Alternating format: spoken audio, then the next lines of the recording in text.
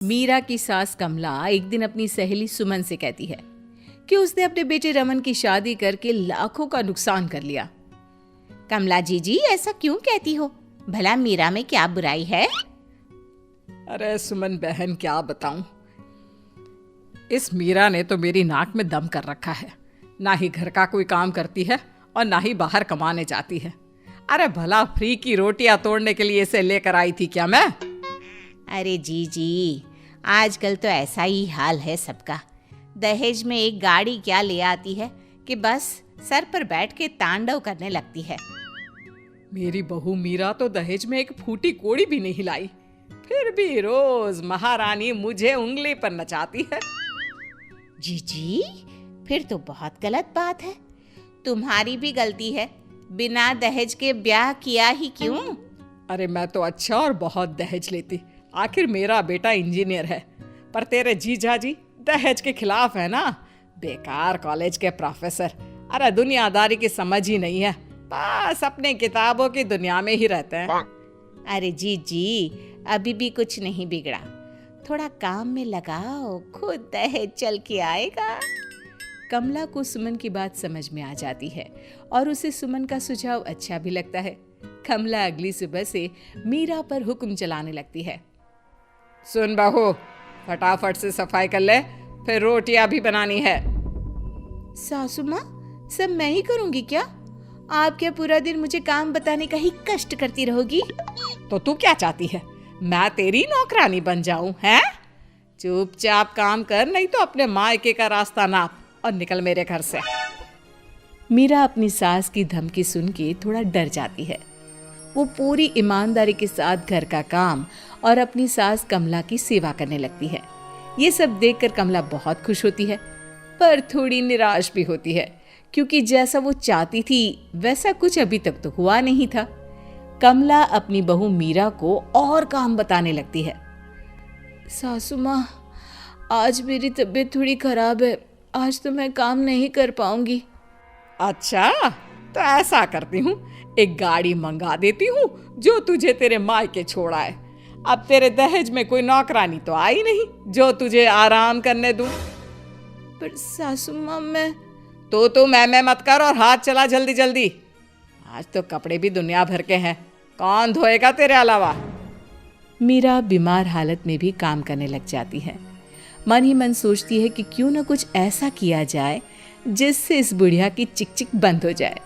मीरा समझ तो चुकी थी कि उसकी सास अचानक ऐसा व्यवहार क्यों कर रही है, इसलिए अब वो प्लानिंग में लग जाती है। अगली सुबह मीरा तैयार होकर अपनी सास के पास जाती है। सासू माँ, मैं अपने मायके जा रही हूँ, 2-4 दिन में वापस आ जाऊंगी। वाह जी वाह, और काम कौन करेगा घर का? सासू माँ, 2 दिन की तो बात है बस। जा चली जा, पर फिर वापस आने के बारे में सोचना भी मत। मीरा जानती थी कि घर में वापस घुसने के लिए उसे क्या करना है। वो अपने मायके पहुंचती है और रोने लगती है। उसके माता पिता उसे रोने का कारण पूछते हैं, पर वो कुछ नहीं बोलती। तभी मीरा की माँ उसके हाथों की तरफ देखती है। मीरा, ये तेरे हाथों के नाखून कहाँ गए? तुझे तो नाखून बड़े करने का बड़ा शौक है ना? माँ, उस घर के बर्तन और कपड़े धो धो कर मेरे नाखून ही नहीं बल्कि हाथ भी घिस गया है। अब तुमने मेरे साथ ना कोई नौकरानी भेजी, ना कोई सुख की सुविधा। मीरा के माता पिता समझ जाते हैं कि मीरा को दहेज का सामान चाहिए। अगले ही दिन मीरा के माता पिता उसके लिए एक वॉशिंग मशीन और फ्रिज मंगवा देते हैं। मीरा ये देखकर बहुत खुश होती है और खुशी खुशी अपने ससुराल जाने की तैयारी करने लगती है। मीरा जब अपने ससुराल पहुंचती है तो उसकी सास उसे देखकर बहुत खुश होती है। अरे मेरी प्यारी बहू, आ गई तू? और ये फ्रिज, वॉशिंग मशीन, अरे भाई इन सब की क्या जरूरत है? सासू माँ, जरूरत आपको नहीं मुझे है, क्योंकि घर का काम तो मुझे ही करना पड़ता है ना। मीरा की बात सुन के कमला गुस्से से बोलती है। बहू रानी, तू मेरी बात सुन ले, मैं तेरे इस दहेज के सामान के सामने झुकने वाली नहीं हूँ। घर का काम तो तुझे ही करना पड़ेगा। अब कमला और दहेज लेने के चक्कर में मीरा का काम बढ़ाने लगती है। वो जानबूझकर गंदगी फैलाती और बना हुआ काम बिगाड़ने लगती। मीरा बहुत परेशान हो जाती है। वो अपनी सहूलियत के हिसाब से हर चीज अपने मायके से मंगवा लेती है। धीरे धीरे कमला की चाल कामयाब हो जाती है, पर वो मीरा की चाल नहीं समझ पाती। धीरे धीरे मीरा भी अपने मकसद की तरफ बढ़ने लगती है। वो अपने ससुर और अपने पति को अपनी तरफ कर लेती है। एक दिन मीरा अपने ससुर से कहती है, पिताजी क्यों ना आप ये घर मेरे नाम कर दे, क्योंकि सासू माँ तो बीमार रहती हैं और रमन का तो आपको पता ही है कितने बिजी रहते हैं। ऐसे में घर को संभालेगा कौन?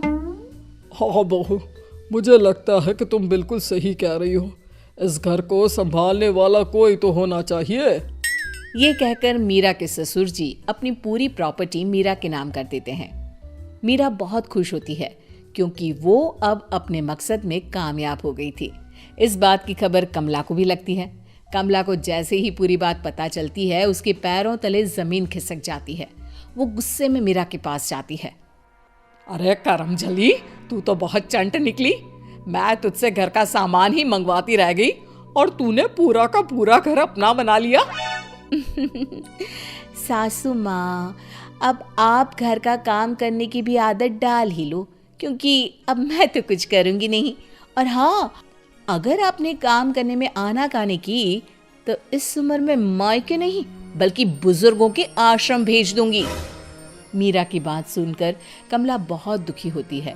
वो अपनी सहेली सुमन के पास जाती है और उसे सारी बात बताती है। अरे सुमन, मैंने तो लालच में आके अपने ही पैर पर कुल्हाड़ी मार दी।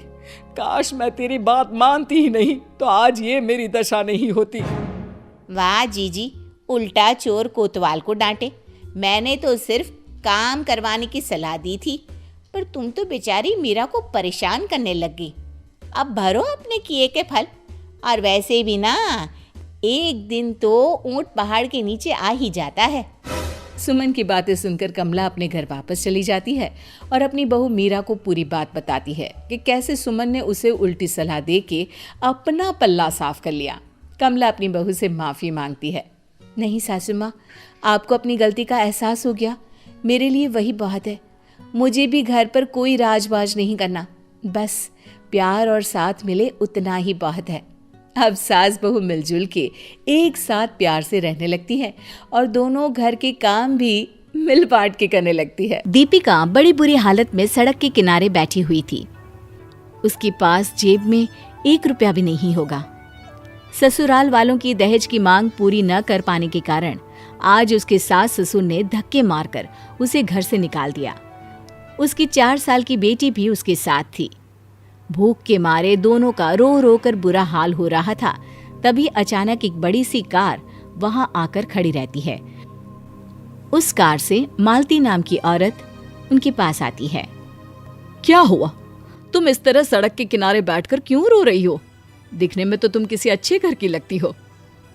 मैडम, मैं बहुत अच्छे घर से हूँ। ये मेरी बेटी है, लेकिन ससुराल वालों की दहेज की मांग पूरी न कर पाने के कारण उन्होंने मुझे घर से बाहर निकाल दिया। मेरी कुछ समझ में नहीं आ रहा कि अब मैं क्या करूं, कहाँ जाऊं। मुझे पहले ये बताओ कि तुम्हें पढ़ना लिखना आता है? कुछ काम धंधा कर लेती हो या नहीं? पढ़ाई लिखाई तो पूरी की है, लेकिन कभी नौकरी नहीं की।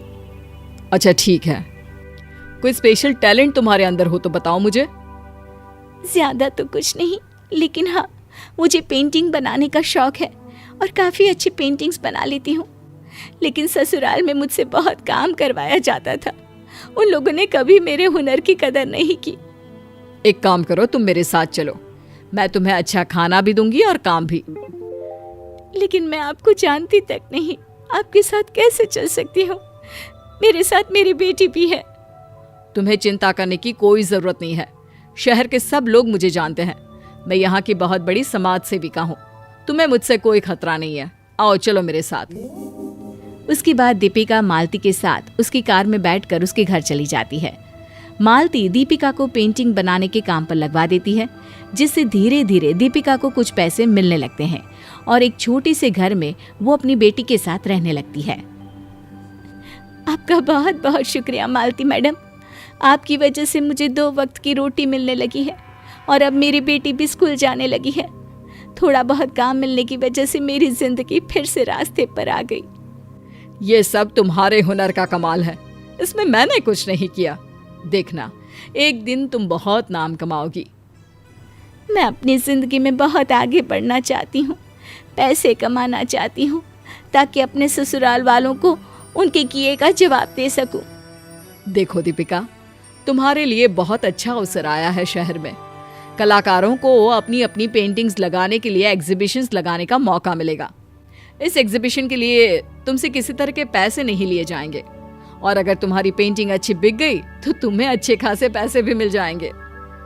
ठीक है मैडम, मैं अच्छी अच्छी पेंटिंग बनाऊंगी और पूरी कोशिश करूंगी कि अपने और अपनी बेटी के जीवन को अच्छा कर सकूं। कुछ ही दिनों में शहर में एग्जीबिशन लगती है और दीपिका ने भी अपनी पेंटिंग्स वहां पर भेजी। उस एग्जीबिशन को देखने शहर के काफी सारे रईस लोग आए थे। एग्जीबिशन खत्म होने के बाद मालती दीपिका के पास आती है और उसके साथ में एक काफी अमीर सा दिखने वाला आदमी भी था। दीपिका, इनसे मिलो। ये हमारे शहर के बड़े सेठ हैं।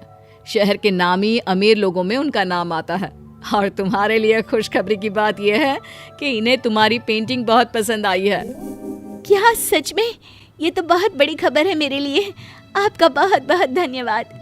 दीपिका जी, आपके हाथों में वाकई जादू है। आपकी पेंटिंग बहुत अच्छी है और इसके लिए मैं आपको मनचाही कीमत देने को तैयार हूँ। इसके अलावा मैं चाहता हूँ कि आप हमारी कंपनी के लिए कुछ और भी अच्छी अच्छी पेंटिंग्स बना कर दे। जी ज़रूर, मैं तो कब से किसी अच्छे काम की तलाश में थी। ये तो भला हो मालती जी का और आपका, जो आपने मुझे इतना अच्छा मौका दिया। और उसके बाद दीपिका उस अमीर आदमी की कंपनी के लिए पेंटिंग्स बनाकर देने लगती है। देखते ही देखते दीपिका ने इतना पैसा कमा लिया कि उसका एक कमरे का वो छोटा सा घर बड़े बंगले में बदल गया और दीपिका शहर की जानी मानी पैसे वाली औरत के रूप में पहचानी जाने लगी। कॉन्ग्रेचुलेशंस दीपिका जी, आपकी ही बनाई हुई सारी पेंटिंग हम विदेशों में बेचते हैं और उससे हमें लाखों का मुनाफा होता है, और इसीलिए हम अपने आने वाले सारे कॉन्ट्रैक्ट आपको देना चाहते हैं। मैंने कभी सपने में भी नहीं सोचा था कि एक दिन मैं ये सब कर पाऊंगी। मेरे ससुराल वालों ने मुझे सिर्फ दहेज की वजह से घर से बाहर निकाल दिया और उस दिन मेरे पास जेब में 1 रुपया भी नहीं था। ये सब आपने अपनी मेहनत से कमाया है और इसीलिए आप सक्सेसफुल और अमीर लोगों की लिस्ट में अपना नाम शामिल करवा पाई हैं दीपिका जी। जैसे ही दीपिका के सफल होने की खबर उसके ससुराल वालों तक पहुंची तो दीपिका का पति और सास ससुर उससे मिलने के लिए उसके बंगले पर आते हैं। हमें माफ कर दो दीपिका, हमने कभी तुम्हारी कदर नहीं की। हमें अपनी गलती का एहसास हो गया है और अब हम तुम्हें अपने साथ ले जाने आए हैं। हाँ हाँ बहू, मेरा बेटा सच कह रहा है। अब तो तुम इतनी अमीर बन गई हो कि तुम्हारे पास पैसों की कोई कमी नहीं है। बेटा पुरानी बातों को भूल जाते हैं और सब साथ में रहते हैं। देखो बेटा, अब तुम्हारी बेटी भी बड़ी हो रही है। इस तरह तुम्हारा अकेले रहना ठीक नहीं। हमें माफ कर दो। पुरानी बातों को भूल जाओ और अपने घर चलो, और अगर तुम्हें नहीं चलना तो हम सब तुम्हारे साथ रहने को तैयार हैं।